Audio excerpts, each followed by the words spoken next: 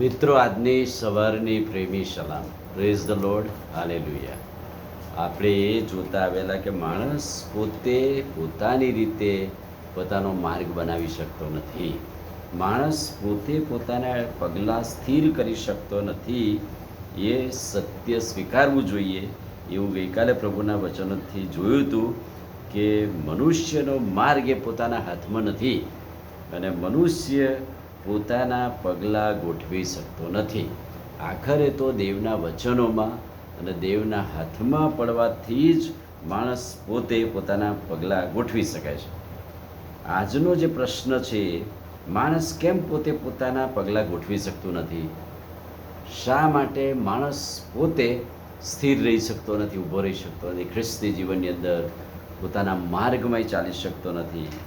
તો કેટલાક દેવના વચનો છે કે જે વચનોમાં આપણને બતાવે છે કે માણસ કેમ પોતાની રીતે પોતાના પગલાં ગોઠવી શકતો નથી. પહેલી વાત, પ્રકટીકરણ 3:17 શું કહે છે? માણસ કંગાલ, આંધળો, અંધ અને બેહાલ છે. ત્યાં એવું લખ્યું છે, તે કહે છે, તું કહે છે કે હું ધનવાન છું, મેં સંપત્તિ મેળવી છે, મને કશાની ગરજ નથી. આ માણસનું અભિમાન, માણસના શબ્દો.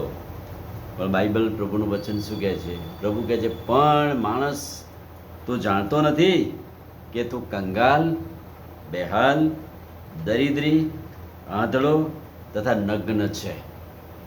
અને એટલે આ જવાબ મળે આપણને કે માણસ કેમ પોતે પોતાના પગલાં ગોઠવી શકતો નથી. એ પોતે ભલે એમ કે મેં આટલા પૈસા મેળવ્યા છે, આટલા રૂપિયા મેળવ્યા છે, હું ધનવાન છું, મેં બહુ સંપત્તિ મેળવી, મને કશાની ગરજ નથી.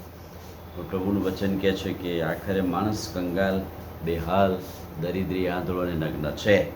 બીજું કારણ, હેબ્રીઓને પત્ર 5મો અધ્યાય અને 2જું વચન, પ્રમુખ યાજક માણસોમાંથી પસંદ કરાયેલો હોવાથી તે પોતે પણ નિર્બળતાથી ભરાયેલો છે.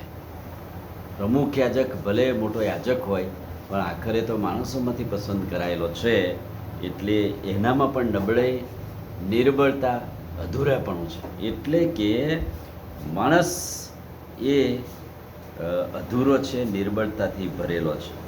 ગીતશાસ્ત્ર 73 અને 22, હું એવો જળ બુદ્ધિનો અને અજ્ઞાન હતો કે તારી આગળ પશુ જેવો છું.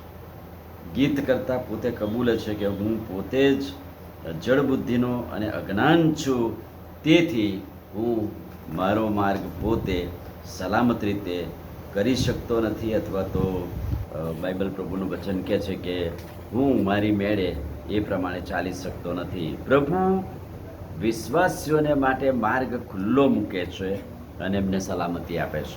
2 સમુએલ 22:37, તે મારા પગલાં હેઠળ જગ્યા વિશાળ કરી છે અને મારા પગ સરકી ગયા નથી.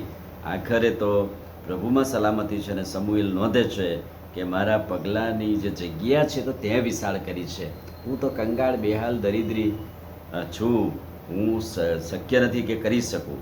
ગીતશાસ્ત્ર 17:5, મારા પગલાં તારા માર્ગમાં સ્થિર રહ્યા છે, મારા પગ લપસી ગયા નથી. એટલે કે મારા પગલાં તારા વચનમાં, તારા વિશ્વાસમાં સ્થિર રહ્યા છે. અને છેલ્લે નાનકડી એક પ્રાર્થના છે, ગીતશાસ્ત્ર 94:18, એ યહોવા, જ્યારે મેં કહ્યું મારો પગ લપસી જાય છે, ત્યારે તારી કૃપાએ મને ઝીલી લીધો છે.